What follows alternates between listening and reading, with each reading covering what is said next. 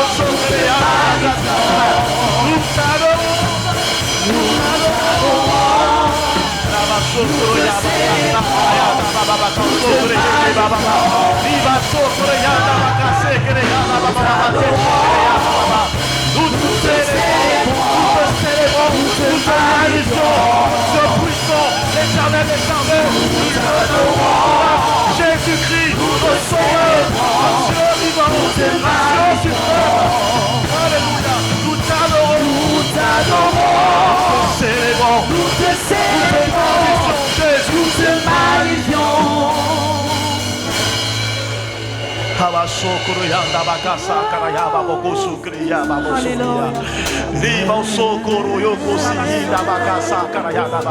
Élève ta voix et adore le Seigneur. Élève ta voix et adore le Dieu puissant, le Dieu vivant.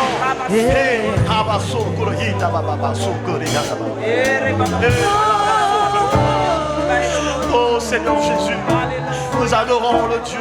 Seigneur Jésus, nous t'adorons. Jésus, nous t'adorons. Nous te célébrons. Nous célébrons ton nom. Nous célébrons ton nom. Nous célébrons Jésus. Nous te magnifions. Nous t'adorons Jésus. Nous proclamons ton nom. Nous proclamons ton règne. Nous proclamons ton règne. Nous proclamons ton règne. Le nom qui est au-dessus de tout nom. Le nom qui est au-dessus de tout nom. Nous te célébrons. Nous te magnifions. Nous te célébrons. Nous te magnifions. Nous te célébrons. Nous te magnifions. Nous te célébrons. Jésus. Jésus. Jésus. Jésus. Jésus. Jésus. Jésus. Jésus. Jésus. Jésus. Jésus. Jésus.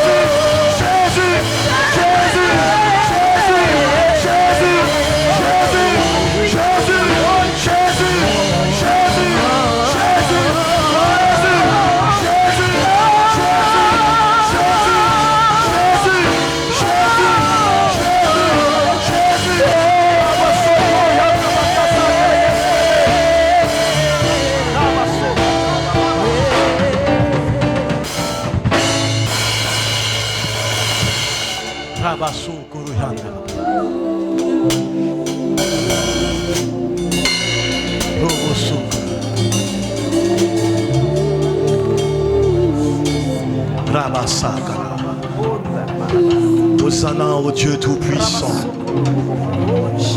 Hosanna l'agneau qui ôte le péché du monde.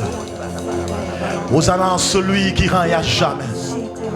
Hosanna à celui dont son nom est au-dessus de tout nom.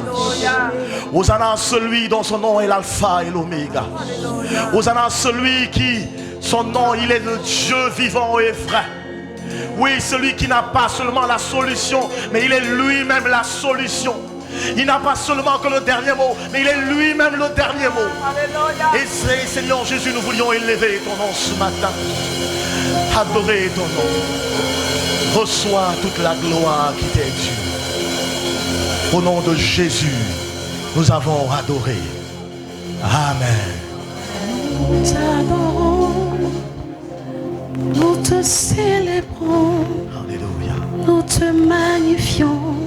Alléluia. Nous t'adorons, Alléluia. nous te célébrons, Nous te magnifions, nous Jésus. te magnifions. Proclamons ensemble comme un seul cœur. Nous t'adorons, Jésus-Christ. Nous t'adorons, Nous te célébrons ce matin, Jésus. nous te célébrons, Et nous te magnifions. nous te magnifions. Nos cœurs s'élèvent vers toi pour t'adorer ce matin, agneau de Dieu. Le Dieu puissant, le Dieu vrai. Nous te célébrons. Oui, les autres dieux ont des yeux mais ne peuvent pas regarder. Ils ont des oreilles mais ils ne peuvent pas entendre. Mais toi, tu es le Dieu tout-puissant, créateur du ciel et de la terre. Le Dieu le véritable. Oh, agneau de Dieu qui ôte le péché du monde. Nous t'adorons ce matin et nous proclamons que nous t'adorons. Nous t'adorons, Nous te célébrons. nous te célébrons, Nous te nous magnifions. te magnifions. Nous nous prosternons et nous disons Nous t'adorons, nous te célébrons. nous te célébrons, Nous te magnifions. nous te magnifions. Nous t'adorons. Nous t'adorons, Nous te célébrons. nous te célébrons, Et nous te nous te magnifions. magnifions. Nous t'adorons. Nous t'adorons. Nous t'adorons, Nous te célébrons. nous te célébrons, Nous te nous magnifions. te magnifions. Nous t'adorons. Nous t'adorons, nous te célébrons, nous te magnifions. Et nous t'adorons. Nous t'adorons. Nous t'adorons, Nous te célébrons. nous te célébrons, Nous te magnifions. magnifions. Et nous t'adorons. Nous t'adorons, Nous célébrons. nous te célébrons, Et nous te nous te magnifions. magnifions. Nous t'adorons.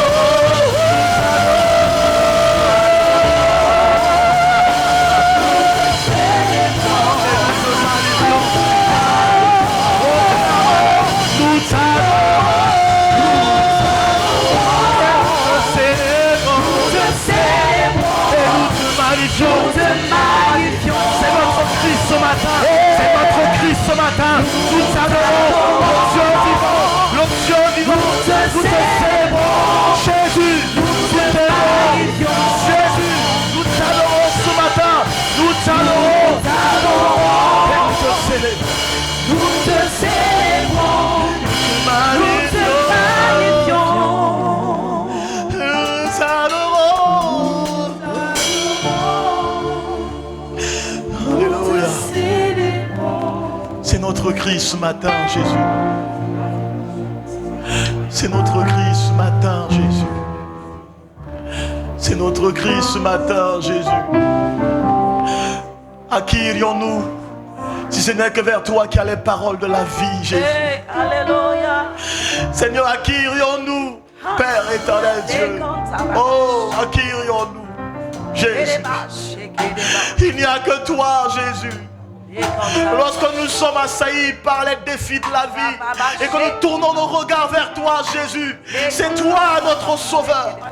Le Dieu qui nous délivre, Seigneur Père, du filet de l'oiseleur. Lorsque les défis s'abattent sur nous, il n'y a que toi, Jésus. Il n'y a pas un autre Dieu que toi, Jésus. Oh Père éternel Dieu, il n'y a que toi, Jésus.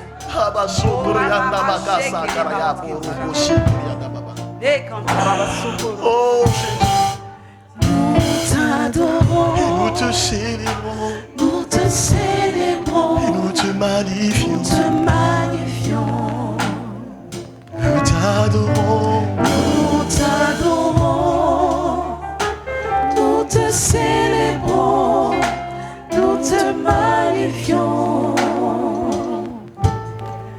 nous t'adorons, nous te célébrons, nous te magnifions. Alléluia. Tu vas prier pour le serviteur de Dieu. Alléluia. Tu vas le recommander entre les mains du Seigneur afin qu'il puisse être un canal. Je dis un canal propice pour toi, pour t'accorder cet évangile-là, pour te donner de comprendre la pensée de l'Esprit en ce matin. Élevons la voix et prions le Seigneur Jésus-Christ de Nazareth. Je te rends grâce. Merci pour ton serviteur, Seigneur mon Dieu. Je te dis infiniment merci, Papa, parce que c'est lui que tu as disposé pour cette œuvre. C'est lui, roi de gloire, ce matin, que tu as mis au devant de nous, Père, pour nous enseigner ta parole. Béni sois-tu pour sa vie. Béni sois-tu, roi des gloires, pour ton amour. Merci infiniment, Papa. Nous te rendons toute la gloire. Dans le nom puissant de Jésus-Christ de Nazareth. Amen. Amen. Est-ce qu'on peut ovationner la venue du pasteur? Du pasteur Papa Avi. Gloire à Dieu. Nous rendons gloire au Seigneur Jésus-Christ. Nous venons de traverser le mois de février. C'est le lieu de lui rendre toute la gloire. De lui dire merci pour sa grâce, pour son amour, sa fidélité. Amen. Ensemble, nous allons lui dire merci pour ce mois de février qui vient de passer. Amen. Papa, on va aller ensemble. Papa, je m'approche de toi ce moment. M'approche de toi à ce moment. Avec un cœur rempli de reconnaissance et de gratitude. Avec un cœur rempli de reconnaissance et de gratitude. Je suis dans la joie. Je suis dans la joie. De voir ce nouveau jour. De voir ce nouveau jour. Ce nouveau mois. Ce nouveau mois. Je te remercie, Père. Je te remercie. Merci pour le don de ta vie. Merci pour le don de ta vie. Ton souffle de vie. Ton souffle de vie. Que toi seul le renouvelle. Toi seul renouvelle. Si je vis encore, si je vis encore, et que je respire maintenant, c'est grâce à toi. C'est grâce à toi. Cela ne révèle pas d'une personne, cela ne révèle pas d'une personne, ni de moi-même, mais seulement ta grâce, mais seulement ta grâce, ta fidélité, ton amour, d'un cœur tout entier, d'un cœur tout entier, d'un cœur reconnaissant, je te dis merci. Je te dis merci. Au nom de Jésus-Christ. Au nom de Jésus. Papa, je te remercie. Je te remercie pour le mois de février, qui vient de se terminer. Tu es Alpha. Tu es Alpha et Oméga. Le commencement. Et la fin. Le premier. Et le dernier. C'est lui qui était. Qui est. Et qui vient. Tu as terminé le mois de février avec moi. Et tu commences mars avec moi. Je t'exprime ma gratitude. Comme l'un des 10 lépreux. Je reviens sur mes pas. Pour te dire merci. Je suis témoin. De ta grande fidélité. Et je refuse de prendre. Les choses en vain. Alors que chaque jour, j'entends les nouvelles des drames, des guerres, du terrorisme, des accidents, par-ci, par-là. Mais toi, tu me protèges. Tu protèges ma famille. Tu protèges mes enfants. Tu protèges l'Église. Tu protèges ma nation. Tendre Père. J'aimerais te dire merci. Merci pour ce mois qui vient de finir. Nous acclamons Jésus-Christ.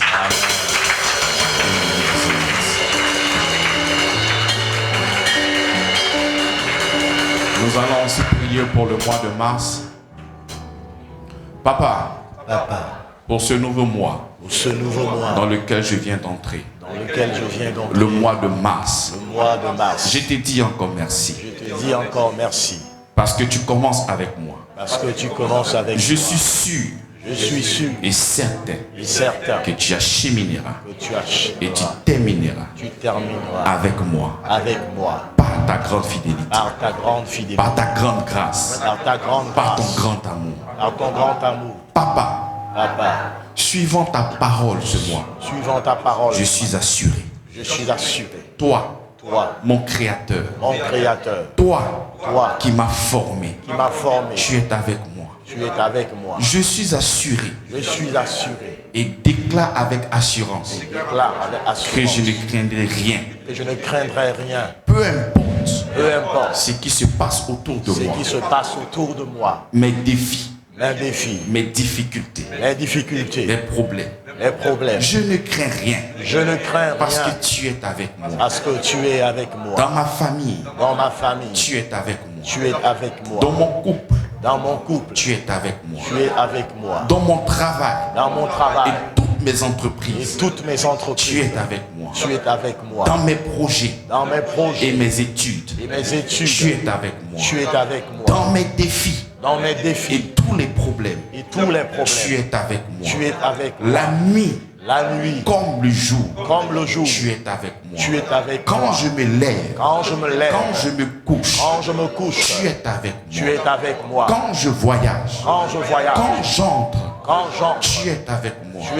Mon âme te bénit. Mon âme t'exalte. Mon âme te loue. Mon âme t'adore. Pour ce mois de mars, je suis assuré que même si je traverse les eaux, tu es avec moi. Les fleuves ne me submergeront point. Même si je marche dans le feu, je ne brûlerai pas. Et la flamme ne m'embrasera pas. Je crois que j'ai du prix à tes yeux. Au nom de Jésus-Christ.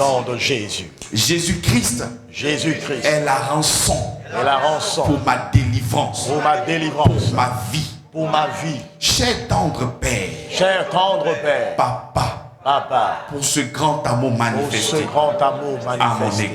à mon égard, je te dis merci.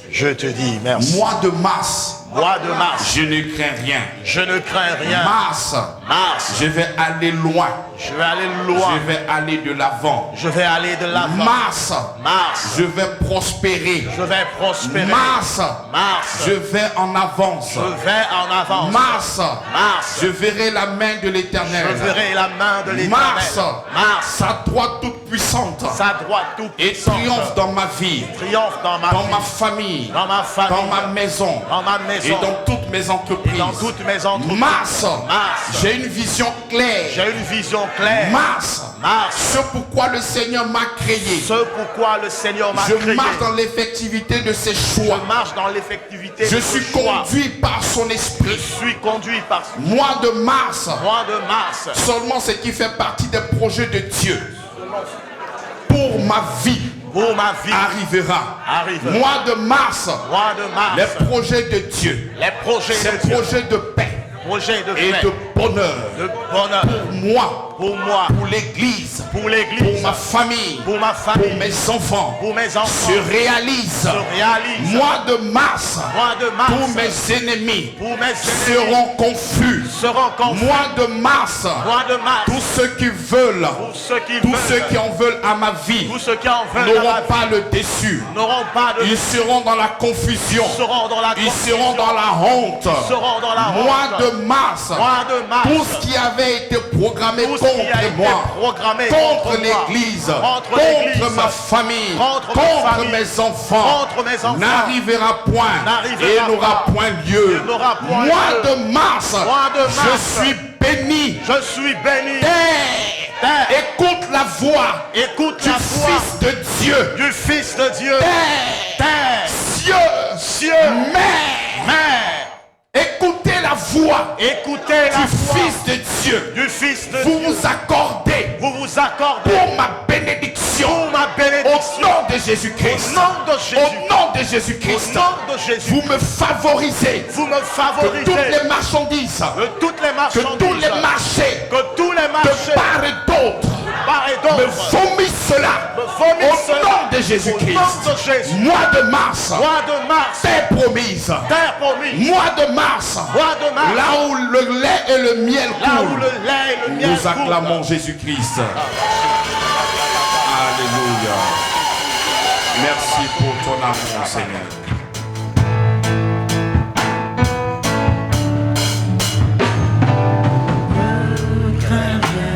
Je t'aime, je suis avec toi.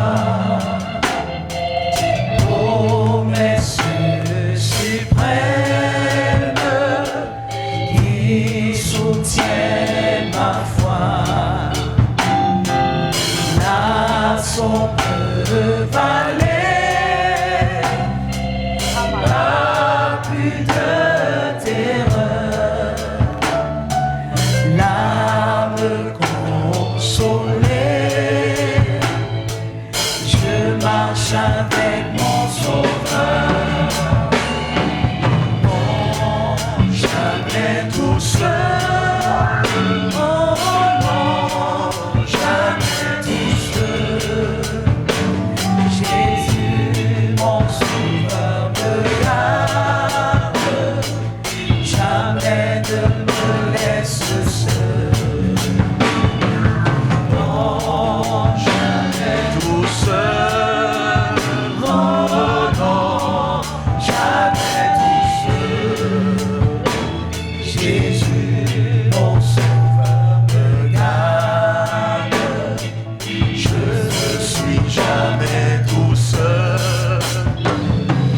L'aube matinière ne lui comme au jour. Jésus, ma lumière, m'éclaire toujours. Quand je perds de vue l'astre radieux, à travers la nuit, Jésus me montre les cieux. Non, jamais tout seul. Oh non, jamais tout seul. Jésus, mon sauveur, me garde. Jamais ne me laisse seul. Non, jamais tout seul. Oh non, jamais tout seul. Jésus, mon sauveur, me garde. Je ne suis jamais tout seul. Les dangers accourent, subtils, inconnus. De près, il m'entoure. Plus près est Jésus, qui dans le voyage me redit c'est moi. Avec courage, je suis toujours avec toi. Non, jamais. Non, jamais tout seul. Non, non, non, non, non, jamais tout seul. Jésus, Jésus, mon sauveur me garde. Jamais, jamais ne me laisse seul. Oh non, non, non, non, non. Jamais tout seul. Non, non, non, non, non, non. Jamais tout seul. Jésus, Jésus, mon sauveur me garde. Je ne suis jamais tout seul. Oh non, non, non, non. Jamais tout seul. Oh oui, non, non, non, non. Jamais tout seul. Jésus, Jésus, mon sauveur me garde. Jamais, jamais ne me laisse Non, non, non, non, non. jamais tout seul. Il ne me laisse pas. Jamais tout seul. Jésus, Jésus, mon sauveur me garde.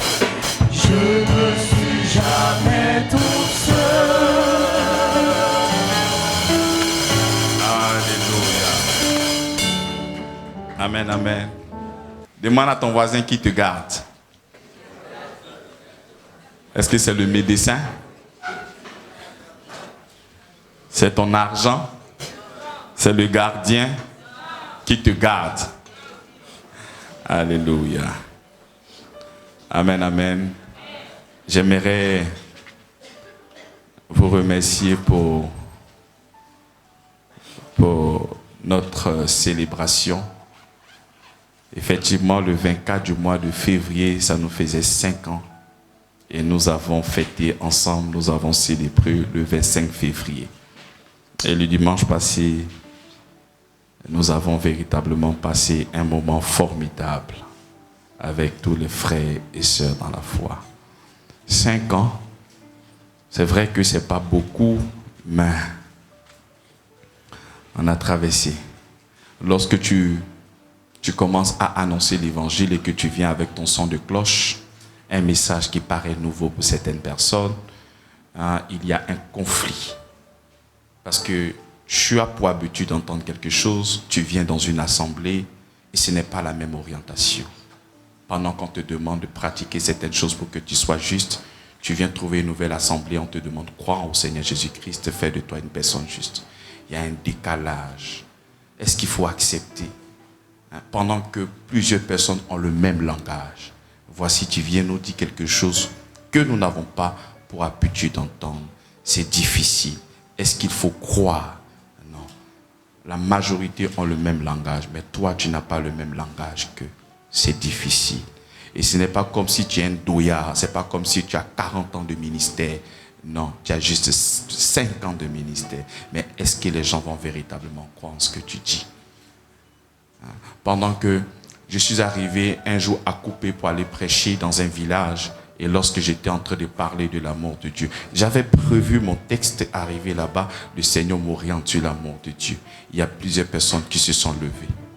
Lorsque j'ai dit que nous n'avons pas à tuer les sorciers, à mettre le feu sur eux. Je suis sûr qu'ils se sont posé la question, est-ce que le monsieur là, est-ce qu'il sait de quoi il parle? Est-ce que nous pouvons laisser vivre la sorcière? La Bible écrit noir sur blanc, ne laisse pas vivre la sorcière. Mais pourquoi toi tu nous demandes de laisser vivre la sorcière? Pourquoi? C'est sûrement un antichrist. Comme nous sommes en train de mettre le feu, les sorciers sont en train de mourir. Ils ont envoyé son serviteur pour éviter qu'on mette le feu. Tu vois? Et ce n'était pas facile. Mais le Seigneur était avec nous, il nous a soutenus. Nous sommes allés à la radio, on a parlé de l'amour de Dieu, on a parlé de sa grâce.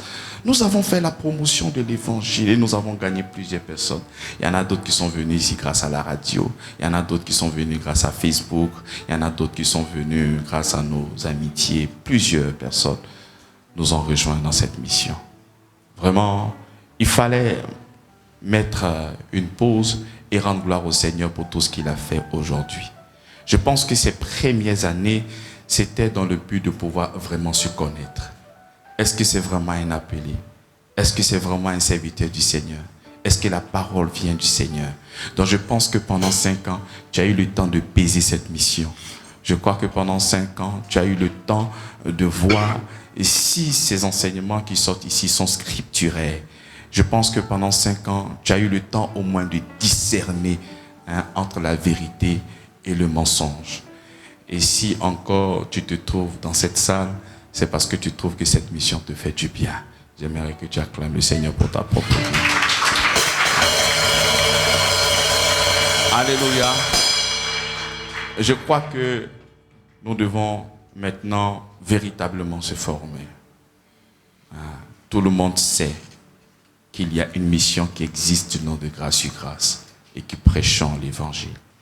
Nous sommes sur tous les fronts. On est à la radio, on est à la caméra, on est en présentiel. Tout le monde sait, nous sommes dans les rues. Et nous devons véritablement maintenant se former. Les 5 premières années, c'était dans le but de faire connaître véritablement le message. Et tout le monde sait. Tout le monde sait. Tout le monde sait. J'ai eu la confirmation de nos frères qui viennent d'arriver. Il dit, pasteur, je te suis depuis plus de 1 an. Donc les gens savent. J'ai maintenant la confirmation que plusieurs personnes nous entendent.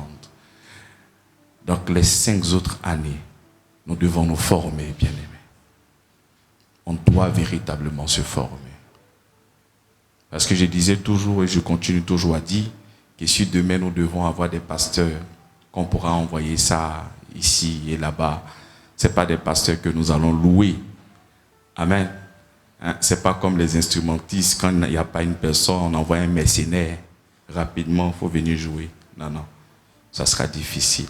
Dans ce domaine et le domaine de la parole, on ne peut pas sélectionner une personne comme ça. Non, non, c'est un travail spirituel. Et pour ce faire, il faut être équipé. Il faut véritablement être équipé. Tu vois, le Seigneur Jésus-Christ lui-même, lorsqu'il vient, il a un mandat. Mais il va choisir 12 personnes avec qui il va travailler pour se rependre. Donc si le maître créateur du ciel et de la terre, lui-même, il va comme ça, ce n'est pas nous qui n'allons pas aussi procéder de la même manière. On ne va pas forcément tabler sur 12 personnes, mais des volontaires qui veulent véritablement comprendre et enseigner cet évangile. Parce que c'est d'où en train de prêcher, c'est une autre dimension. Il y en a d'autres qui ont essayé de prêcher la grâce. Ce n'est pas dans le but de m'enorgueillir, mais avoir le regard fixé sur le Seigneur, c'est vraiment une grâce. Donc c'est très important de mettre cette équipe-là sur pied, afin que nous puissions marcher et grandir dans la connaissance. Tu sais, quand la grâce arrive, la grâce doit trouver quelqu'un qui est prêt. Qui est prêt. C'est comme ça que tu souhaites avoir un voyage pour aller peut-être en France, mais aie quand même le visa, s'il te plaît. Enfin, aie au moins ton passeport. Là, quand la grâce va venir, on va déposer ça dans le passeport. Tu souhaites avoir une voiture, hein, commence au moins à avoir le permis. Il faudrait que la grâce vienne trouver quelqu'un qui est prêt, hein, qui est dans l'attente. Amen. Il ne faudrait pas que tu aies un esprit oisif comme ça, un esprit de lassitude. Tu ne sais pas où tu vas, il n'y a pas de projet en arrière-plan, rien. Donc on a besoin de se former véritablement. Parce que le travail que nous sommes en train de faire, ce n'est pas un travail charnel, mais un travail spirituel. Rendons gloire au Seigneur pour sa bonté. Lorsque nous sommes en train de parler de la vision, le curseur est pointé sur nous. En général, lorsque nous parlons de la vision, le curseur est pointé sur nous. Qu'est-ce que je vais devenir? Qu'est-ce que je ferai? C'est-à-dire, ils arrivent à photographier ce qu'ils veulent être plus tard dans leur esprit. Et c'est comme ça qu'ils vivent.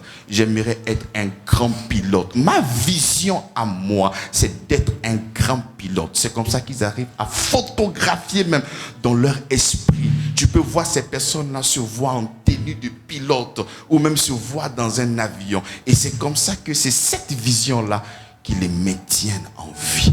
Il y en a d'autres qui veulent être des grands pasteurs. Il y en a d'autres qui veulent être des grands commerçants. Et ça y va de plusieurs manières. Il y en a d'autres, ah non, je veux peut-être marier la femme la plus belle au monde. Et c'est comme ça que chacun, en général, a cette manière de voir. Ils arrivent à avoir une vision. Mais c'est très encourageant. Parce qu'il y en a d'autres même qui n'ont pas de vision. Il y en a d'autres qui vivent sur la terre, ils n'ont pas vraiment de vision. Ils n'arrivent pas à photographier dans leur esprit ce qu'ils voudront être demain. C'est vide, il n'y a rien. C'est-à-dire, ils vivent comme ça. Mais ce qui serait juste, c'est de connaître la vision et le plan que Dieu a pour toi. C'est vrai que tu peux définir ta vie, j'aimerais être un pilote, j'aimerais faire ci, j'aimerais faire ça, ça c'est ma vision. C'est juste, c'est bien. Mais ce qui serait correct, c'est de connaître la vision, le plan que Dieu a pour ta vie. Amen ou pas amen? Je ne suis pas en train de dire que si aujourd'hui, depuis ton jeune âge, tu as bien voulu être un docteur, je ne suis pas en train de dire que c'est mauvais. On est d'accord? Mais ce qui prime ce n'est pas toi. Ce qui prime, ce n'est pas ta chair. Ce qui prime, c'est le Seigneur. Ce qui prime, c'est l'Esprit. Amen ou pas amen? C'est très important parce que tu peux être là sur la terre et toi tu es en conflit. Parce que quand le Seigneur te demande de venir sur la terre, c'est parce que lui-même il a une vision. C'est pourquoi il t'a envoyé sur la terre. Il y a forcément une vision en arrière-plan. Donc toi tu peux être là et il y a un conflit d'intérêts. Je suis dans mon royaume. Je fais venir peut-être un travailleur. Et il arrive et il commence à toucher à tout. C'est vrai, j'aime ton zèle. Mais c'est pourquoi moi je t'ai envoyé là. Mais tu dois t'affectionner, tu dois comprendre ce pourquoi ta présence là. Il faudrait que tu comprennes. Sinon, il y aura un conflit d'intérêts entre Dieu et toi. Donc il est important d'avoir une vision claire. Et lorsque je suis en train de parler de ça, je ne suis pas en train de demander d'abandonner tes projets. Je ne suis pas en train de dire que si toi, tu étais en train de rêver pour que tu sois un grand pasteur, il faudrait que tu abandonnes. Non, mais j'aimerais que cette vision soit un peu plus claire. Dis à ton voisin, une vision claire. Une vision claire. Alléluia. Lorsque nous prenons d'abord Hébreux chapitre 10, à partir du verset 5. C'est pourquoi Christ, entrant dans le monde, dit, tu n'as voulu ni sacrifice, ni offrande, mais tu m'as formé un corps. Tu n'as agréé ni holocauste, ni sacrifice pour le péché. Alors j'ai dit, voici, je viens dans le rouleau du livre, il est question de moi. Pour faire au Père ta volonté. Donc lorsque Jésus-Christ va se revêtir d'un corps pour venir sur la terre, c'est pourquoi? C'est pour la volonté du Père. C'est pour la volonté du Père. Donc quand il vient, il y a une volonté du Père qui l'accompagne. Ce pourquoi il est venu sur la terre est défini déjà par le Père. Donc quand il vient, il y a une mission. Tu peux te retrouver dans telle activité, tu peux te retrouver ici, mais il y a une vision pour laquelle le Seigneur t'a demandé de venir. Donc en entrant dans ce monde, il est venu faire la volonté du Père. Pourquoi? Parce qu'il avait disqualifié. Lorsqu'il a regardé dans ce monde, il n'y avait pas un sang pur dans le but de pouvoir faire le sacrifice du péché, le sacrifice de l'humanité tout entière. Donc il n'y avait aucune personne sur cette terre ayant la capacité de produire un sang pur. C'est comme ça que lorsqu'il y a une carence sur la terre, lorsqu'il y a un manque, Dieu va susciter quelqu'un pour son besoin, pour sa vision, pour sa volonté, pour son besoin personnel. Nous sommes en train de parler du Dieu créateur du ciel et de la terre. C'est son royaume. Donc à chaque fois qu'il y a quelque chose qui manque, c'est lui-même qui va produire. Donc lorsque Jésus-Christ vient, la vision elle est claire. Je viens pour mourir à la croix de Golgotha dans le but de pardonner. C'est comme ça que même quand Jésus-Christ se trouve dans la barque et qu'il y a la tempête, il sait que lui, il ne peut pas mourir là parce que sa vision, c'est de mourir à la croix de Golgotha. Quelle que soit la tempête qui va venir, cette tempête-là ne peut pas m'emporter parce que je sais là où je vais mourir. Amen. Lorsque tu as une vision assez claire et définie dans ton esprit, aucune chose ne pourra t'ébranler parce que tu sais pourquoi tu es là. Lorsque tu n'as pas vu ces choses se réaliser, impossible que tu puisses quitter ce monde. Impossible. Quel que soit le problème. Il y a un type dans la Bible qui s'appelle Joseph. Il a reçu une vision. Et après la vision, il expose à son père, à ses frères. Il y a la jalousie qui monte dans le cœur. On va vendre Joseph. Mais ce que le Seigneur lui a montré était sur la tablette de son cœur. Quel que soit le lieu où il pouvait se trouver, Même si on devait le vendre, mieux, on l'a vendu, on l'a jeté dans un trou. Mais ça ne pouvait pas changer. C'est que Dieu lui avait montré. Donc quand il est arrivé là-bas, il n'a pas commencé à murmurer. Il n'a pas commencé à se plaindre. Parce qu'il savait ce que le Seigneur lui a montré. Il n'a pas fait, j'ai l'honneur, j'ai besoin, Seigneur, d'arriver dans la maison de Potiphar. Il est arrivé dans la maison de Potiphar. Il n'a pas fait des prières, Seigneur, je veux organiser la prison. Il est arrivé en prison et il a organisé la prison. Il n'a pas dit, Seigneur, envoie-moi quelqu'un pour que je puisse interpréter ses rêves, pour que Pharaon puisse me recevoir. Quand il est arrivé, il a interprété. Et quand il a fini d'interpréter le rêve de Pharaon, il n'a pas fait la proposition à Pharaon pour dire « J'aimerais que tu me nommes Premier ministre pour que je puisse réaliser la vision que tu viens de voir. » Pharaon a dit « Qui d'autre à part toi serait capable de faire ça? Qui d'autre à part toi? » C'est comme ça que tu n'as pas besoin de demander certaines choses. Lorsque Dieu regarde sur la tête des hommes, il dit qu'il me faut soit un pasteur. Parce que les pasteurs qui ne prêchent, ils ne prêchent pas la vérité de l'évangile. Donc il va te sélectionner toi. Il va te donner la capacité, il va te donner la sagesse, il va te donner l'intelligence pour que tu puisses révéler les mystères de sa parole. Et lorsque toi tu arrives, tu te détournes de ce pourquoi le Seigneur t'a mandaté. Bien aimé, tu n'es pas le fruit d'un hasard. Même si tu as entendu dans les coulisses que toi, c'était par un viol que toi tu es arrivé. C'est vrai que physiquement, il y a beaucoup de choses que tu peux entendre. Mais ta naissance spirituelle n'est pas le fruit d'un hasard. Ta naissance spirituelle n'est pas le fruit d'un hasard. Tu peux comprendre que tu as entendu que c'est parce qu'ils ont violé que toi tu es venu au monde. Ce n'était pas une volonté personnelle. Tu es venu comme ça. Si c'est vrai que tu es venu comme ça sur la terre, mais la naissance spirituelle n'est pas comme ça. Il n'y a pas de hasard. Non, du tout. Il n'y a pas de hasard.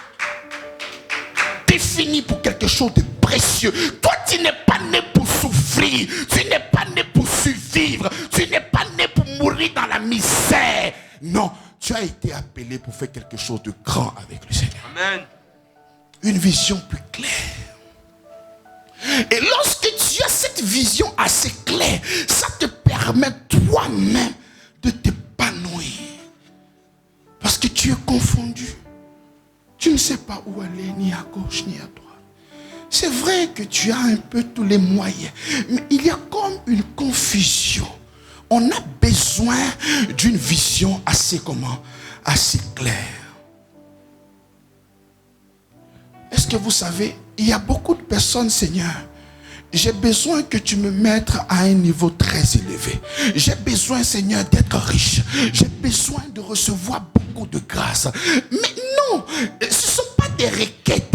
Ce ne sont pas des prières. Ça t'appartient déjà. Ça, c'est à toi. Donc, change d'orientation. Change de demande. Seigneur, je veux être riche. Je veux l'homme le plus influent. Je veux être l'homme d'affaires le plus puissant. Ça, c'est déjà à toi. Demande autre chose. Ça, c'est à toi déjà. Demande autre chose. Ça, c'est pour toi. Mais le Seigneur va t'élever à un niveau. Non pas pour la gloire d'un homme, mais pour que tu sois à une position élevée, pour que l'évangile soit entendu partout. Mais puisque tu n'arrives pas à voir cette vision, que c'est juste pour faire la promotion de Christ, tout ce que toi tu vois, c'est ton ventre. Tout ce que toi tu vois, c'est ta chair. Tout ce que toi tu vois, c'est ce que tu... Il n'y a pas la volonté de Dieu qui est cachée en bas. C'est comme ça qu'il y a un conflit. Mais il faudrait que ta volonté s'emboîte à celle de Dieu.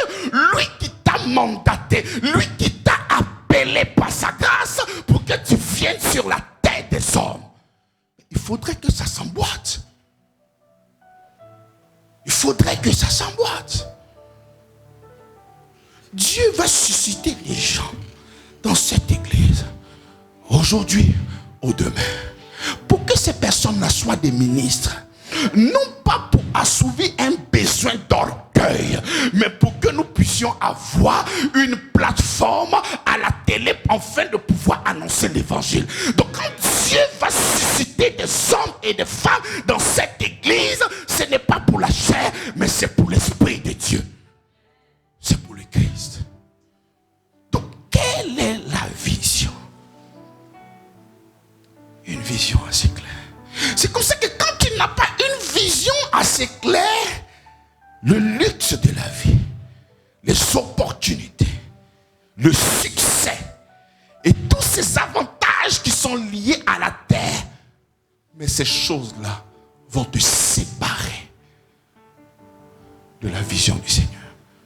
C'est pourquoi le Seigneur dit, quand je regarde sur la terre des hommes, ceux qui disent qu'ils sont mes enfants ne manifestent pas vraiment l'amour. J'ai besoin d'envoyer des hommes et des femmes qui vont véritablement me représenter en ce qui concerne l'amour de Dieu. Et c'est comme ça que toi, ton arrivée sur cette terre, c'est pour que tu puisses manifester l'amour de Dieu. Les gens veulent me connaître, mais ils n'arrivent pas à me connaître. Je vais susciter un royaume. Je vais susciter un peuple saint dans le but de faire connaître mon amour. Et toi, tu arrives là, tu te détournes de ce pourquoi on t'a envoyé. Tu es dans une autre activité. Et tu fais des grandes prières. Seigneur, quand le marché. Ces choses-là sont à toi. L'apôtre Paul dit la vie, la mort, toutes ces choses-là, mais sont à vous. C'est à vous. Ça vous appartient. Le Dieu créateur du ciel et de la terre, ton Père, il a créé la terre pour le Fils de l'homme.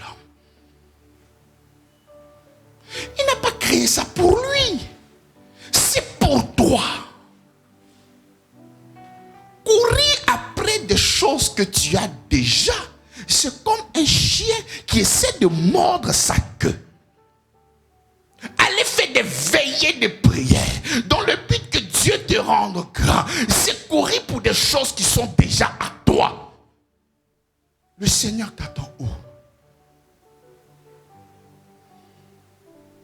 Arrêtez l'égocentrisme. C'est toujours vouloir se mettre au centre. C'est ce que moi je veux. C'est ce que je veux. C'est ce que je veux.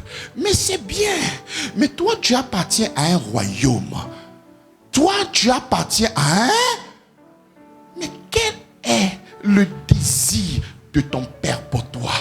Quelle est la vision et le plan de Dieu pour toi sur cette terre? Ne pense pas que, parce que nous le disons ainsi, il n'aura pas de docteur. Non! Ne pense pas que, en le disant ici, si tu avais un projet d'être pilote, ces choses-là seront bousillées. Non. Parce que toutes ces personnes doivent recevoir l'évangile. Mais est-ce que dans ta quête, dans le désir d'être dans cette position-là, mais est-ce que la volonté de Dieu est en bas? Est-ce que c'est soutenu par la parole, par la volonté de ton Père?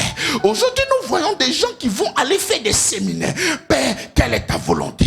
Est-ce que ta volonté c'est de me marier à cette femme? Est-ce que ta volonté c'est de se marier avec cet homme? Seigneur, quelle est ta volonté? Est-ce que ta volonté c'est d'être pauvre? Tu vois des gens qui ne veulent pas écouter la parole de Dieu et ils se posent des questions qui n'ont pas de réponse. La volonté de Dieu se trouve dans la parole de Dieu. Ça se trouve pas ailleurs. La volonté de Dieu, c'est que tous soient sauvés. C'est la volonté de Dieu. Mais puisque ça ne te concerne pas, puisque ça ne t'arrange pas, oh, ça c'est pas la volonté de Dieu. J'ai besoin de connaître la volonté de Dieu. Mais quelle volonté de Dieu que tu veux connaître? Dis-moi quelle est la volonté de Dieu que tu veux connaître. Seigneur, est-ce que je dois être un pasteur? Seigneur, est-ce que je dois être un évangéliste? Seigneur, est-ce que je dois être un apôtre? Ce sont des questions qui ne se posent pas. Ce sont des choses qui vont se définir à chaque fois que tu vas te mettre en train de méditer la parole et annoncer l'évangile. Et c'est comme ça que ton peuple va te donner l'orientation. Et toi-même, tu vas voir les aptitudes l'aptitude, la grâce, le don, les talents que le Seigneur a déversés en toi. Et c'est comme ça que toi-même, tu vas voir cette grâce que Dieu créateur du ciel et de la terre a mis en toi. La volonté de Dieu, il dit, vous êtes celle de la terre et lumière du monde. Mais il voudrait que tu sois la lumière du monde. La lumière, c'est pour éclairer. La volonté de Dieu, c'est que tu sois celle, un conservateur. Pas celui qui vient pour pourrir, mais celui pour conserver la parole authentique de notre Seigneur Jésus-Christ. Voilà la volonté de Dieu pour ta vie. Mais ça ne te dit absolument rien. Rien du tout. Toi, comment est-ce que toi tu vas avoir ton argent? Comment est-ce que tu as construit tes villas? Comment est-ce que tu vas vivre avec ta famille? Comment est-ce que tu as payé le corps de tes enfants? Et puis lorsque le dimanche arrive, oh Seigneur, merci, tu m'as donné 2 maisons. Ah Seigneur, merci, tu m'as donné ça. Et c'est fini. Donc tu penses que le Seigneur t'a envoyé sur cette terre des hommes pour que toi tu puisses acheter 2 maisons, pour que toi tu puisses scolariser tes enfants, et à la fin de la soirée, Seigneur, merci, et tu rentres auprès de lui. Tu penses que c'est pour ça que Dieu t'a envoyé? Ou bien tu penses que tu es venu au hasard? Tu penses que tu es venu par hasard, c'est ça? Parce que quand tu es venu par hasard, Dieu ne te connaît pas. Donc parce qu'il ne te connaît pas, tu vis comme toi tu veux. Je suis d'accord. Mais ta venue n'est pas le fruit d'un hasard. La difficulté de la vie ou les difficultés de la vie t'ont tellement bousillé que tu n'arrives même plus à voir Dieu dans ton esprit. Tu n'arrives même pas à te poser la question, Seigneur, si toi tu m'as envoyé sur la terre, de la même manière que Jésus-Christ a dit, je suis venu faire au Père ta volonté. Aucune personne n'arrive à le dire à cause des difficultés de la vie. Mais non. Tu peux rêver même, vouloir être un grand pasteur. Et lorsque tu seras là, ce n'est pas l'évangile que tu as prêché, c'est autre chose que tu as prêché. Tu peux avoir une vision d'être un grand chantre ou une grande chantre. Mais lorsque tu viens, ce n'est pas ça. C'est autre chose. C'est autre chose. Tu peux vouloir être responsable d'une communauté. Mais c'est juste peut-être, voilà. Il n'y a rien qui soutient. Il n'y a pas la parole. Il n'y a pas la soif de gagner des gens. Il n'y en a pas. C'est juste, tu dois être là. Parce que je dois venir à l'église d'une manière traditionnelle. Je dois venir dire merci au Seigneur. Je dois quand même faire quelques cultes. Mais non. Si le Seigneur t'a envoyé sur la terre, c'est parce qu'il y a quelque chose qu'il doit faire avec toi. Et cette chose-là, elle est connue. Il souhaite que tout soit sauvé. Tout soit sauvé. Mais est-ce qu'il y a une résonance en toi? Quand la Bible dit mon souhait c'est que tout soit sauvé, est-ce que ça résonne en toi? Est-ce qu'il y a une résonance dans ton cœur? C'est-à-dire jusqu'à présent Dieu il t'a délivré. Il est mort à la croix pour toi. Il a été enseveli. Il est ressuscité. Il a fait tout ce travail pour ta délivrance. Il a fait de toi son enfant légitime. Il t'a fait héritier et co-héritier avec le Christ. Il a tout fait pour toi. Même dans les situations les plus compliquées, il est venu te sauver à chaque fois. Tu as ce témoignage-là dans le cœur et tu le sais. Qu'est-ce qu'il te demande? Qu'est-ce qu'il te demande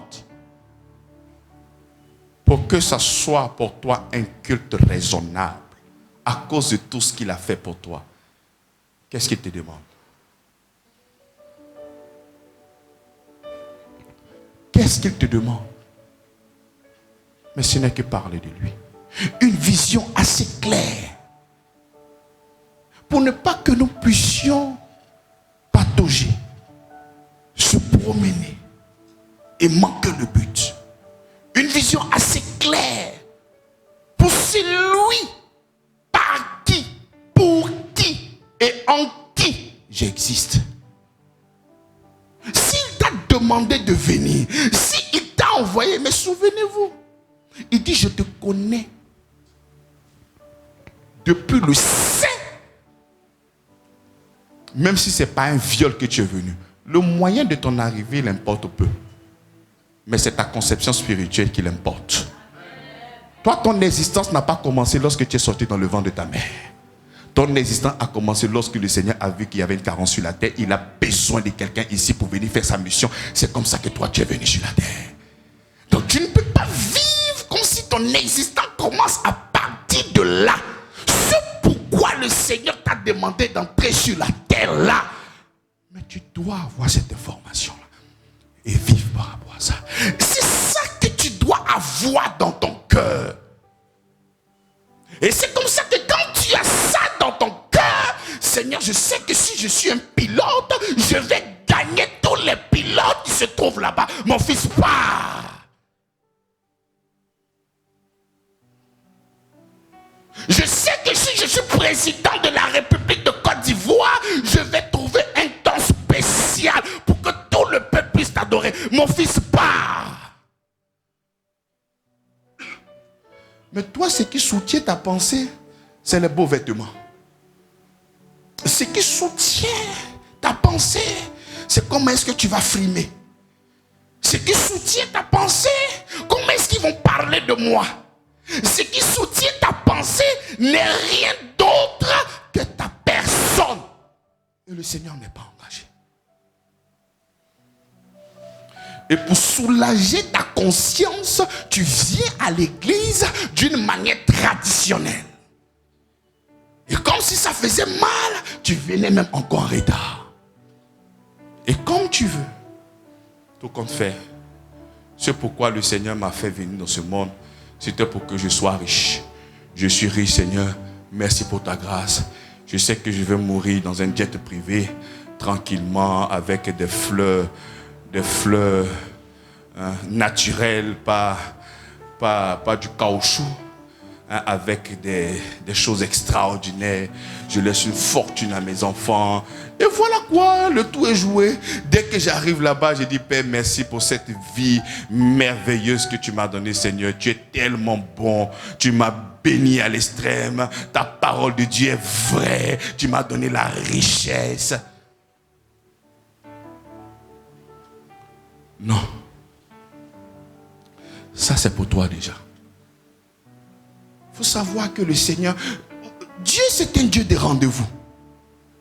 Dis à quelqu'un que Dieu, c'est un Dieu de rendez-vous. Lorsqu'il était sur la terre avec ses disciples, il a donné rendez-vous le 3 jours.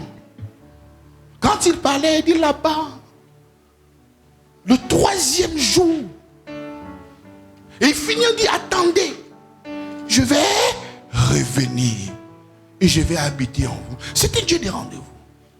Est-ce que tu sais si Dieu t'a donné rendez-vous quelque part? Est-ce que tu sais si Dieu t'a donné... Il y a des gens ici qui ne bougent pas. Vous savez pourquoi? Parce que le Seigneur les attend peut-être soit peut-être Yopougon. Et puis eux, ils sont à Danané.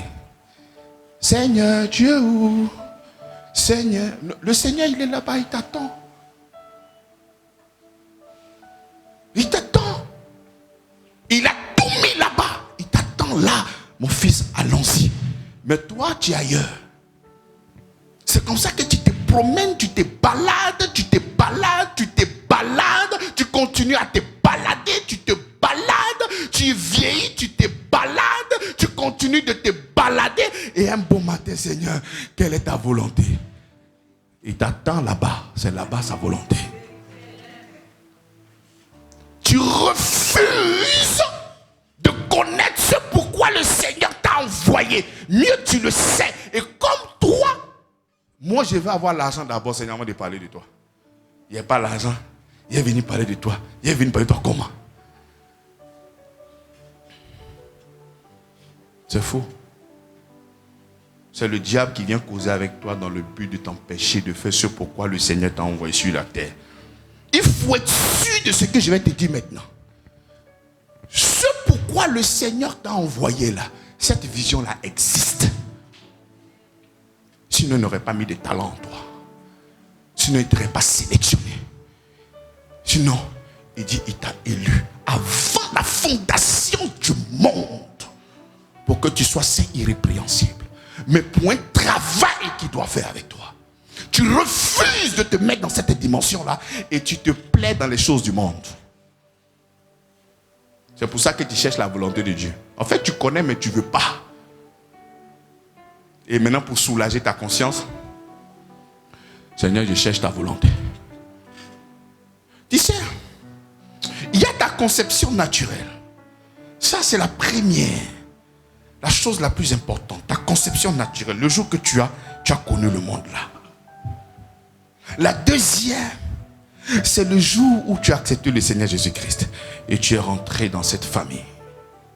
Tu vois, nous avons un Dieu parce que lorsque tu es entré dans ce monde, à cause de ce que Adam et Ève ont fait, toi tu es né avec une nature comment? Tu es né dans l'esclavage. Tu es né étant esclave du péché. Et qu'est-ce que le Seigneur va faire? Il va venir te faire sortir de ce monde d'esclavage et il va t'introduire dans son royaume à lui. Nous avons un Dieu qui vient de te faire sortir des ténèbres et il t'a introduit dans le royaume de son Fils d'amour. Nous avons un Dieu qui fait sortir le peuple juif en Égypte et il va l'introduire dans la terre promise. Nous avons un Dieu qui fait sortir les gens de la misère pour les transférer dans le royaume. Il a enlevé Méphibosheth et il a introduit à la table du roi. Nous avons ce Dieu-là. À cause de quoi Méphibosheth a commencé à manger avec le roi ou à la table du roi? À cause de l'alliance. À cause de l'alliance. Toi, le Seigneur t'a enlevé du monde des ténèbres et il t'a transféré dans son royaume. À cause de quoi? À cause de l'alliance. À cause de ce que Jésus-Christ a fait pour toi. Et comme lui n'est plus là physiquement et que son esprit est en toi, c'est dans le tu es là maintenant pour terminer le travail que Jésus-Christ a commencé sur la terre. Maintenant tu reçois la délivrance, tu reçois la restauration, tu reçois le Saint-Esprit, tu reçois l'équipement qu'il faut. Et tu cherches maintenant ta propre vision. Tu cherches maintenant ta quoi? Ta propre vision. C'est-à-dire tout ce que le Seigneur a fait, c'est nul. Mais papa, mais c'est pas moi, je t'ai demandé de me donner ce poste-là. Mais là où je suis, papa, moi j'ai pas le temps. Bien aimé, même quand on n'a pas le temps, on a la capacité toujours de parler de Jésus-Christ. De parler de Jésus-Christ. Quel que soit, il y a des exemples qui sont bizarres.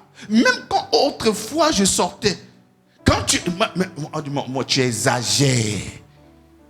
Là encore tu parles de Dieu, tu fais exprès ou quoi? Non, je sais pas, c'est ça, c'est venu dans mon cœur, j'ai bien voulu te dire ça. Il dit bon d'accord, attends, demain on va parler de ça, actuellement là on doit zébéder.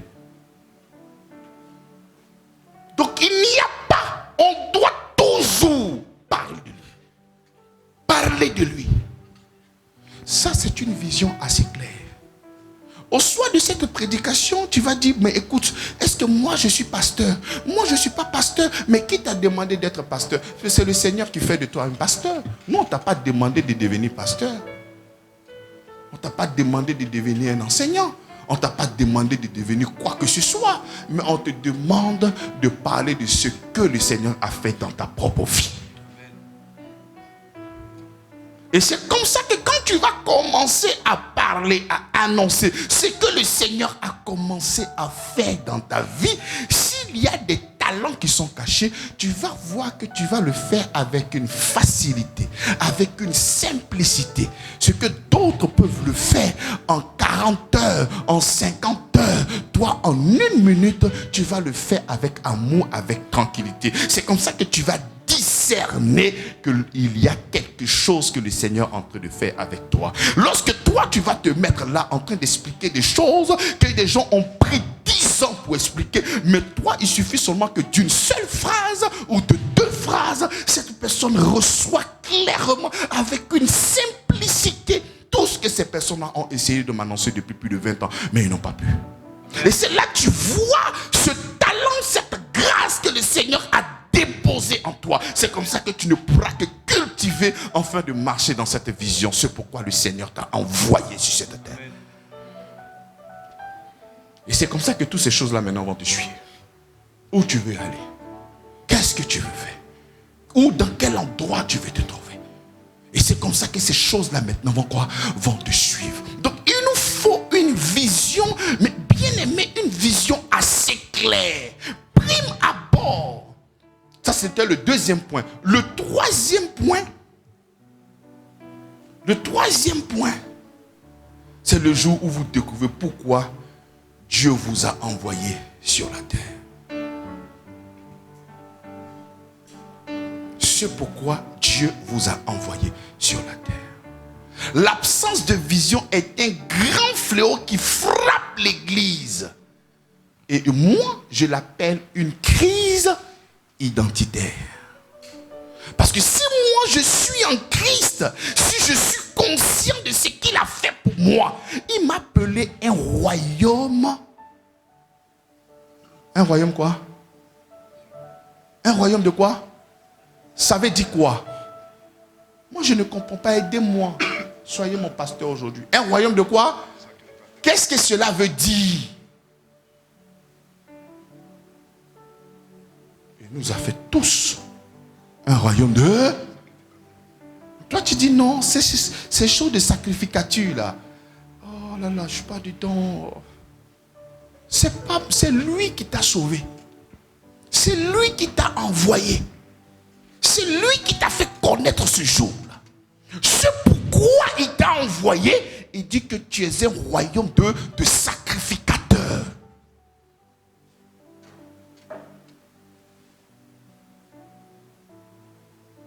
Qu'est-ce que tu fais de ça? Qu'est-ce que tu fais de ça? Le Seigneur,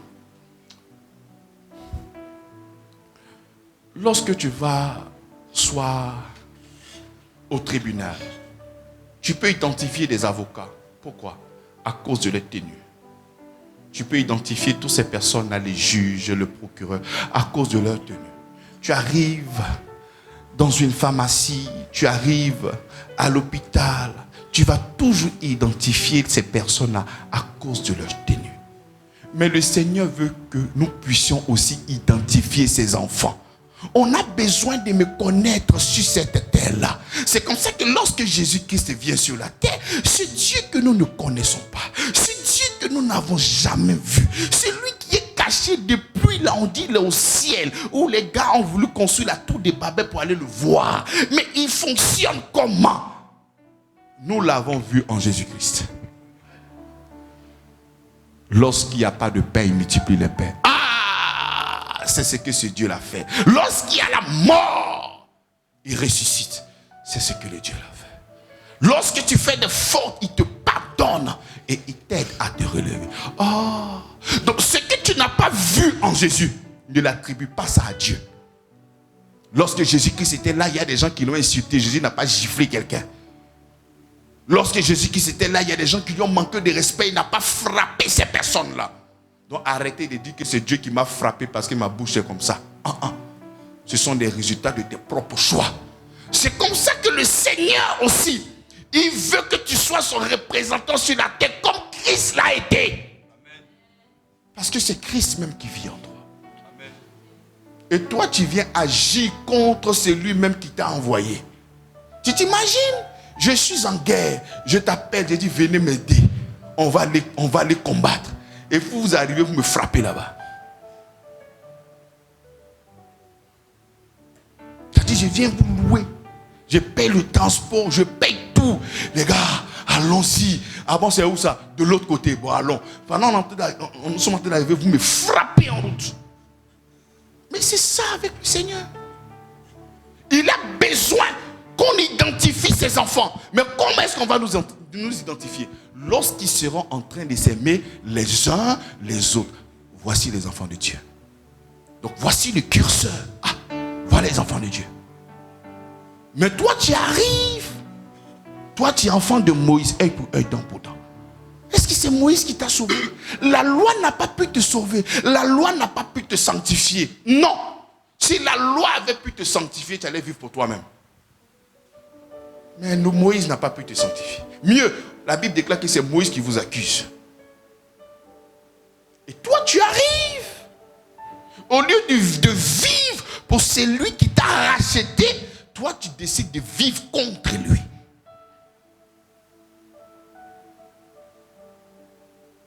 Tu finis de vivre contre lui et tu lui demandes. C'est comme toi, on va t'armer pour que tu puisses aller vaincre.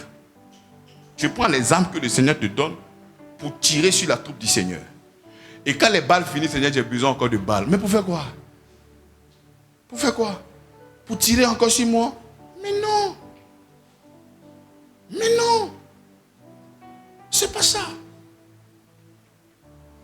Sois-en sûr, quel que soit l'âge. Prenons 1 Timothée. 1 Timothée chapitre 4 à partir du verset 12. À partir du verset 12. Que personne ne méprise ta jeunesse, mais sois un modèle pour les fidèles en parole et en conduite. C'est ainsi le Seigneur est en train de m'orienter un peu sur le livre de Timothée. C'est Paul qui écrit à son fils Timothée et il lui donne des conseils. Comment est-ce que tu dois diriger même l'église? Comment est-ce que tu dois responsabiliser les gens? Comment est-ce que tu dois faire ci? Comment est-ce que tu dois faire ça? Comment est-ce que tu dois te tenir en public? C'est un père et son fils. Il est en train de lui montrer des méthodes assez simples et assez pratiques pour celui-là qui vient d'accepter le Seigneur Jésus-Christ. Parce que c'est Paul qui a fait de Timothée.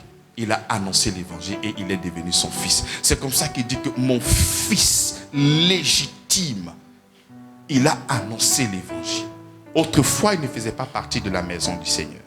Mais à cause de l'évangile qu'il a reçu, il est devenu enfant de Dieu. Tel que toi aussi, tu as reçu l'évangile et tu es devenu enfant de Dieu. Donc l'apôtre Paul écrit à son fils Timothée. Et le grand chancelier de la grâce, le grand apôtre de la grâce, tu vas voir que dans le livre de Timothée, il y a plusieurs conditions. Plusieurs conditions. Donc quand j'étais en train de méditer, je vois des choses assez simples et assez claires. Nous prenons à partir du verset 2. Il dit que personne ne méprise ta jeunesse, mais sois un modèle pour les fidèles, en parole, en conduite, en charité, en foi et en pureté. Donc toi qui es enfant de Dieu, cette portion-là est aussi pour toi. Il faudrait que tu sois quoi? Il faudrait que, d'abord il dit que personne ne méprise ta jeunesse, mais sois un modèle pour ses fidèles. Ce n'est pas seulement qu'en acte, il commence déjà par la parole. Tu sais qu'avec la parole, tu peux bousiller la vie de quelqu'un. À cause de la parole, tu peux détruire l'estime qu'une personne a pour toi. À cause d'une parole relâchée, tu peux sombrer une personne dans le noir. À cause d'une parole relâchée, tu peux enlever l'envie même de connaître encore Dieu. Parce que la personne te voit comme un modèle. Et toi qui es enfant de Dieu, regarde ce qui sort de ta bouche. Il dit, sois un modèle pour les fidèles en parole. Il commence par la parole. C'est-à-dire, c'est un assemblage de plusieurs choses. Ce n'est pas seulement qu'on conduite et tu laisses la parole. Il commence déjà par là. Ce pourquoi le Seigneur t'a envoyé sur cette terre, c'est pour que tu sois un modèle. Pour que tu sois quoi? Un modèle. Pour que tu sois quoi? Un modèle. Pour que tu sois quoi? Un modèle. Une référence. Une valeur sûre. Celle de la terre et lumière du monde. C'est la Bible, c'est une continuité, c'est une suite logique. Ça s'emboîte. Il n'y a pas de contradiction. Un modèle. Est-ce que dans ta parole, ta manière de parler à ton frère, à ta soeur, est-ce que c'est un modèle selon le Seigneur? Lui, injurié, n'a point ouvert la bouche pour faire quoi que ce soit ou dire quoi que ce soit. Est-ce que tu es un modèle? Jésus-Christ, homme sur la terre, a été un modèle. Tu dois aussi l'être. C'est pour ça que le Seigneur t'a fait venir. Un modèle. Un modèle pour les fidèles en parole, en conduite, en charité, en foi. En quoi? En pureté. Jusqu'à ce que je vienne. Applique-toi à la lecture, à l'exhortation, à l'enseignement. Ne néglige pas le don qui est en toi. Donc tu sais qu'il y a un don en toi? Est-ce que tu sais qu'il y a un don en toi? Bon, à moins que tu ne sois pas enfant de Dieu. Hein? Est-ce que tu sais qu'il y a un don en toi? Mais ce don-là, tu fais comment? Comment tu entretiens ce don? Comment est-ce que tu exerces ce don? Comment est-ce que tu travailles avec ce don? Qu'est-ce que tu fais de ce don-là? Tu prends ce don-là pour faire quoi?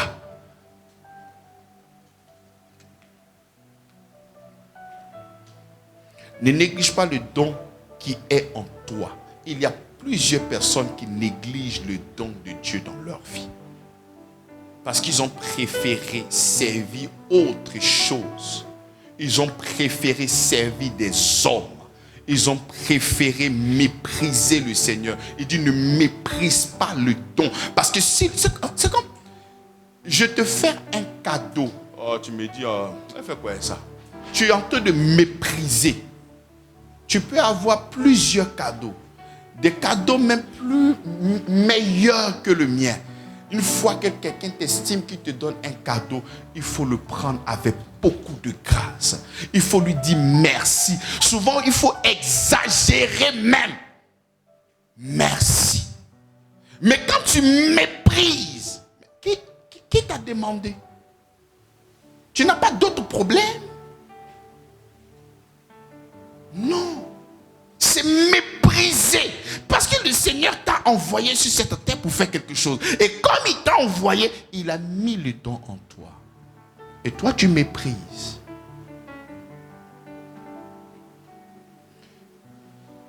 Ne néglige pas le don qui est en toi, qui t'a été donné par prophétie. Il a dit, en mon nom, vous marcherez, vous chasserez. Voici une prophétie. Tu es enfant de Dieu depuis combien de temps? Tu n'as jamais ordonné. Ça ne te dit rien. Tu vas guérir les malades. Tu vas imposer les mains aux malades. Tu n'as jamais expérimenté ça. Ça ne te dit rien. Ça ne te dit rien. Comment croiront-ils s'il n'y a personne pour annoncer l'évangile? Ça ne te dit rien. Et tu es là. Tu vis. C'est-à-dire que tu négliges même ces prophéties qui t'ont été données. Parce que le Seigneur veut faire quelque chose avec toi. Tu négliges tout. Non, pas négliger, tu méprises ça. Et après, c'est toi qui fais des grandes prières. Pour des choses que tu as déjà. C'est parce que ton cœur est fermé et tu refuses de marcher selon la voie du Seigneur que certaines choses tardent dans ta vie. Ce n'est pas que Dieu va t'emmener. Dieu a déjà envoyé le Christ et Christ est la réponse à tous nos besoins. Tout est déjà manifesté en lui. C'est toi qui refuses d'aller t'abreuver. C'est toi qui refuses de manger de ce pain. Ce n'est pas lui. Qui t'a été donné par prophétie avec l'imposition des mains de l'assemblée des anciens. Occupe-toi de ces choses. Donne-toi tout entier à elle. afin que tes progrès soient évidents dans tout. Ce n'est pas le pasteur Avi qui dit, c'est Paul qui parle de la grâce, qui parle à son fils Timothée. Donc si vous posez des questions, allez poser ça à Paul. Qu'est-ce qu'il dit? Occupe-toi de ces choses, donne-toi tout entier à elle. Pas d'une manière séquentielle, pas d'une manière passagère, pas d'une manière... Non. Non, attends, affaire de Dieu, il a fait un peu, actuellement, là, il me reposer un peu. Affaire de Dieu, là, hey, mon cher, c'est ici, pasteur. Non, non, non, non, il n'y a pas ça.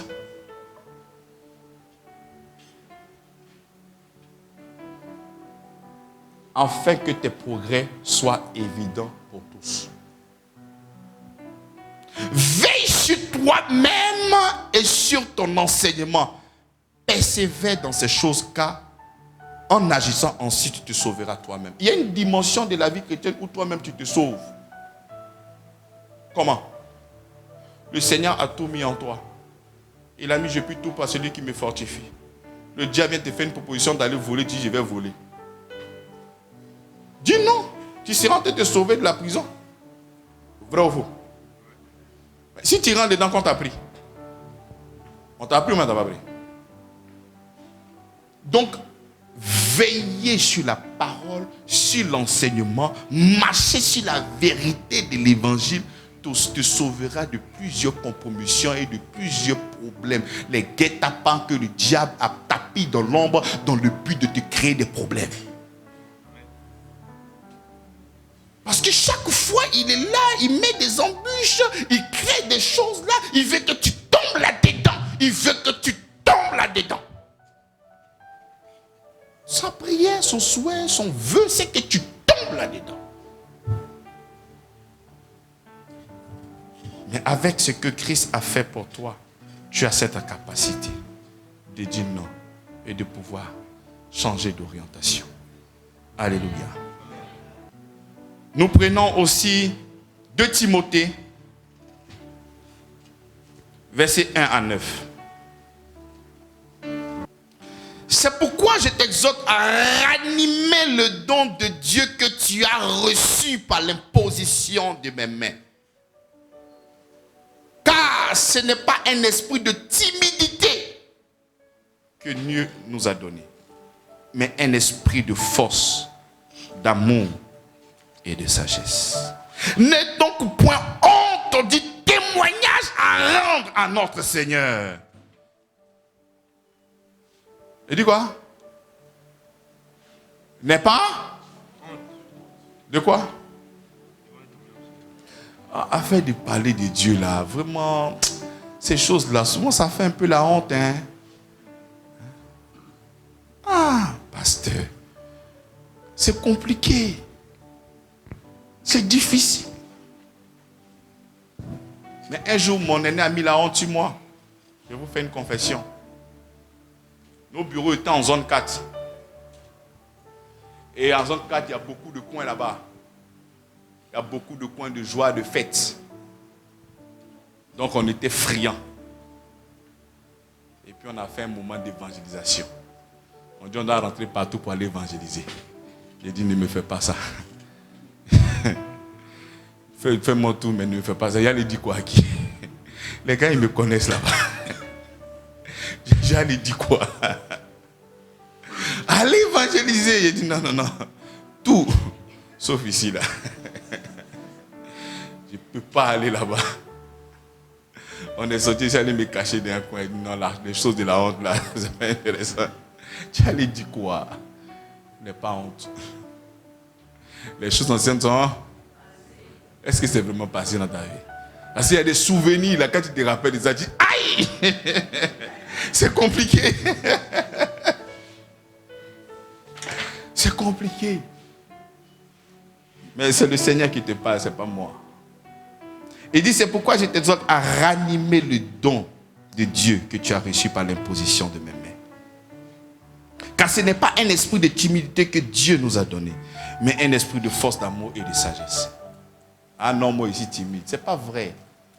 C'est vrai que effectivement, tu peux naître, tu es une personne introvertie, tu es une personne timide, tu es dans ton coin, mais en Christ, tu es une nouvelle.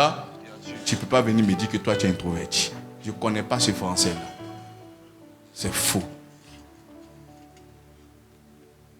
N'aie donc point honte du témoignage à rendre à notre Seigneur, ni de moi, son prisonnier.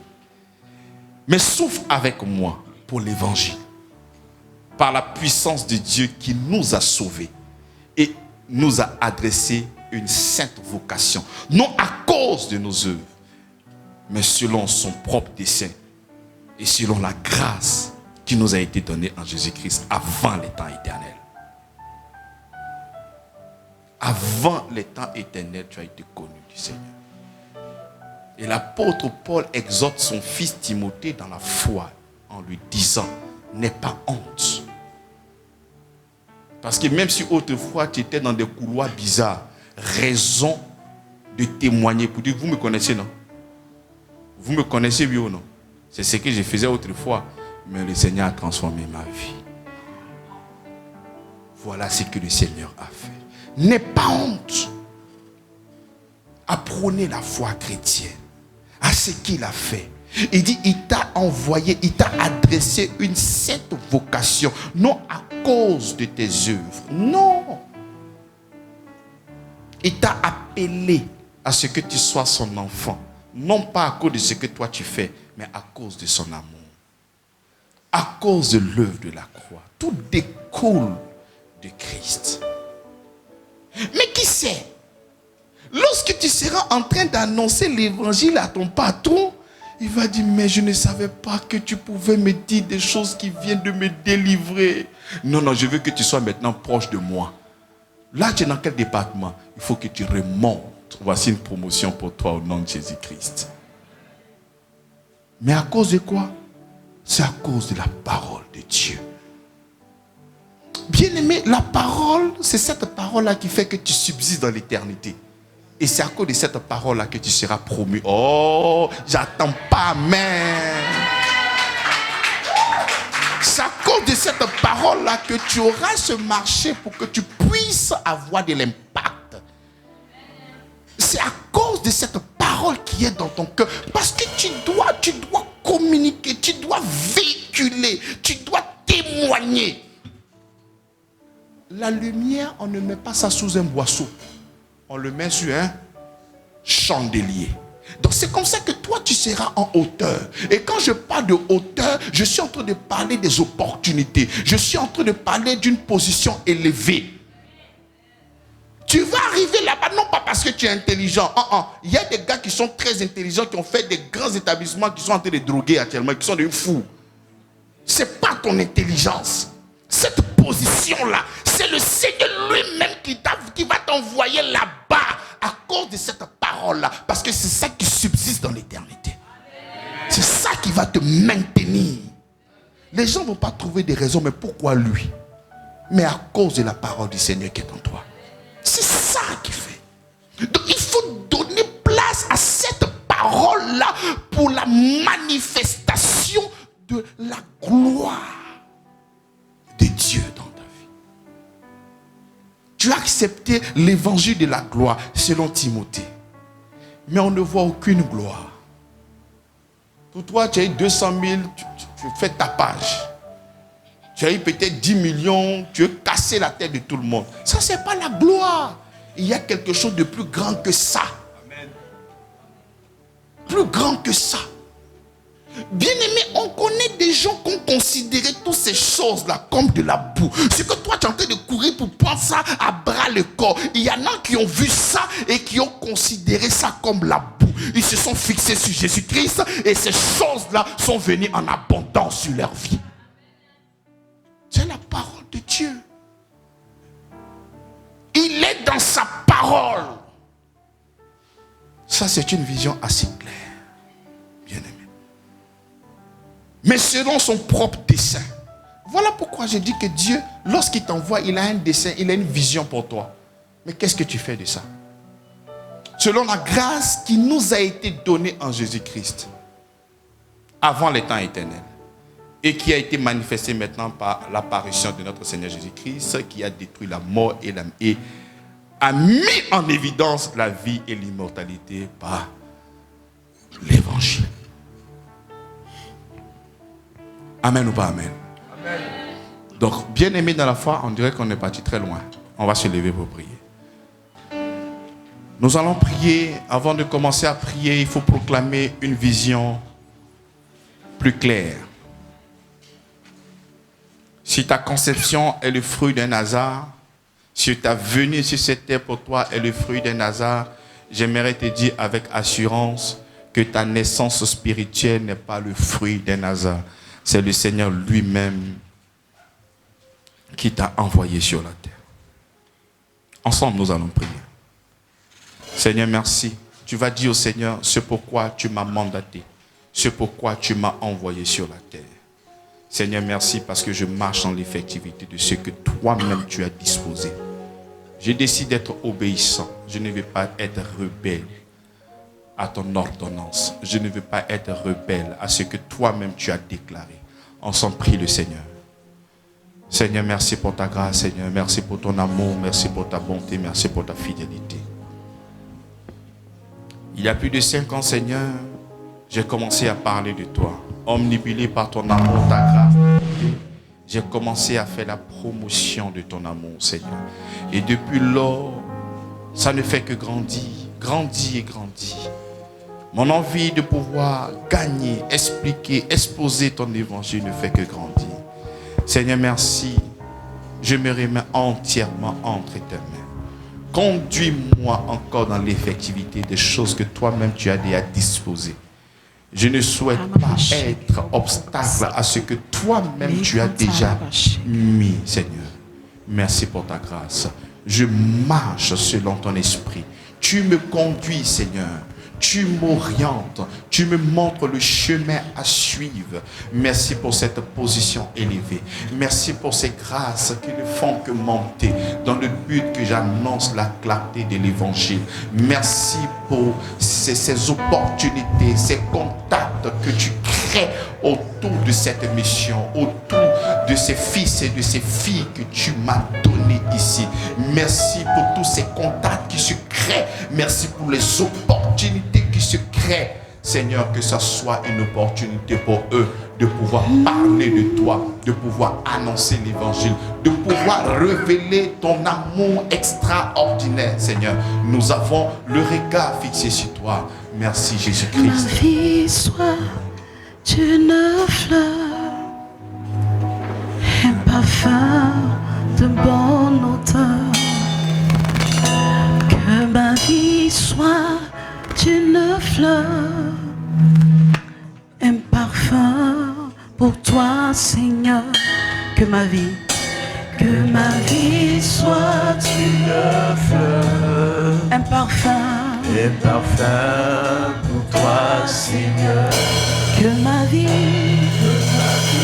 Soit une fleur, un parfum pour toi, parfum de bonne odeur. que ma vie Soit une fleur, un parfum, pour toi, Seigneur. que ma vie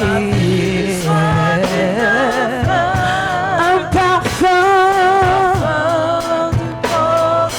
Devant toi je me prosterne, devant toi je me prosterne. Fais de moi ce que tu voudras. Devant toi je me prosterne, fais de moi ce que tu voudras. Oui, que ma vie un parfum pour ton odeur. Avant de participer, souvenez-vous que la Sainte Seine n'est pas un rituel à observer, mais le souvenir de la bénédiction que nous avons reçue il y a plus de 2000 ans. Pendant que vous prenez part à la Sainte Seine, continuez de voir et de déclarer comment vous avez été guéris par les maîtressiers de Jésus. Et comment son sang a effacé tous vos péchés, vous a qualifié pour recevoir sa guérison et sa santé. Tout ça se passe dans le scandale de la croix.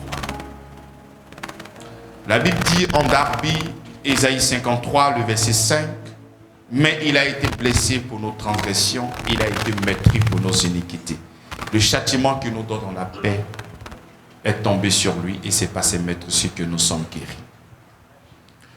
Le Seigneur Jésus, la nuit qu'il fut livré, prit du pain et après avoir rendu grâce, il le rompit et dit, « Ceci est mon corps qui est pour vous. Faites ceci en mémoire de moi. » De même, il prit la coupe aussi après le souper en disant, « Cette coupe est la nouvelle alliance en mon sang. Faites ceci toutes les fois que vous la boirez en mémoire de moi. » Tenez votre pain. Merci Seigneur Jésus pour ton corps qui a été brisé. Merci d'avoir porté mes symptômes et maladies à la croix, afin que je puisse avoir ta santé et ta plénitude. Je déclare que par tes meurtrissures, par tes blessures que tu as portées, par les coups de fouet qui sont tombés sur ton dos, je suis complètement guéri. Je crois et je reçois ta vie de résurrection dans mon corps aujourd'hui même. Amen. Merci Seigneur Jésus pour ton sang qui m'a lavé de tous mes péchés et m'a rendu plus blanc que la neige. Ton sang m'a apporté le pardon et m'a rendu juste pour toujours. Et en le prenant, ton sang, je célèbre et je prends part à l'héritage des justes qui comprend la préservation, la guérison, la plénitude, la provision et toutes les bénédictions. Amen.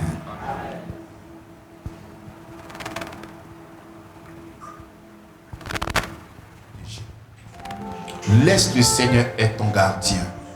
Depuis longtemps, tu as voulu être le gardien, mais ça ne change rien. Laisse le Seigneur être ton gardien. Je ne te promets rien, mais je sais que si lui, il est ton gardien, tu seras rassasié de joie et les meilleurs moments de ta vie. Seigneur, tu es le gardien, tu es mon sauveur. Je te laisse prendre la première place. Je ne me confie pas au docteur, mais je me confie à toi. Je ne me confie à aucune personne si ce n'est qu'à toi. Les plans de l'homme souvent sont tortueux, mais toi, ton plan est merveilleux. Tu as dit que tu connais les projets que tu as formés, des projets de bonheur. Je me confie, je me laisse conduire par ton esprit, même si c'est difficile par moment, même si je dois garder ta parole, si c'est difficile par moment, te dis que je ressens d'avoir le regard sur toi. tes bienfaits Sauveur sont trop grands. Merci pour ta grâce. Du fond de mon âme coulent des larmes Merci qui traduisent mes silences. Merci silences. pour ces personnes Comment te dit, qui ont cru en cette mission. comment te dis ce que je Que cette grâce que tu ressens. m'as fait voir se répand sur leur vie. Tes Qu'ils soient remplis de bienfaits témoignages, Père. sont Je le trop prie avec mon grands. cœur, qu'ils soient remplis Du fond de mon témoignages, âme, témoignages. du fond de mon âme coulent des larmes Cette grâce qui traduisent mes même celui qui n'a pas silences. senti présentement, Comment Seigneur. te dis, Seigneur, comment te Fais-lui dis voir ce que des je choses extraordinaires, ressens. Père. Montre-lui. Tes bienfaits sont trop grands. Et notre foi est basée Du fond sur de des mon choses cœur, réelles.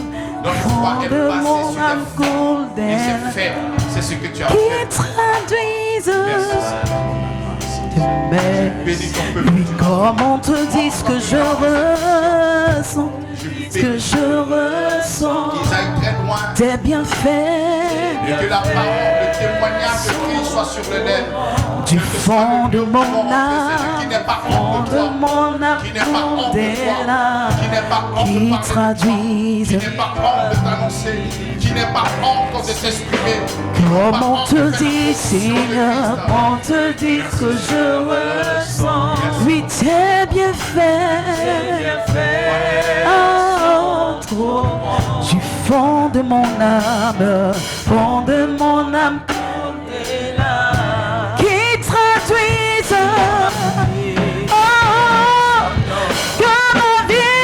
que ma vie soit une fleur, un parfum pour toi, lui que mon vie soit une un parfum pour toi, lui que mon vie soit une que ma vie soit une fleur,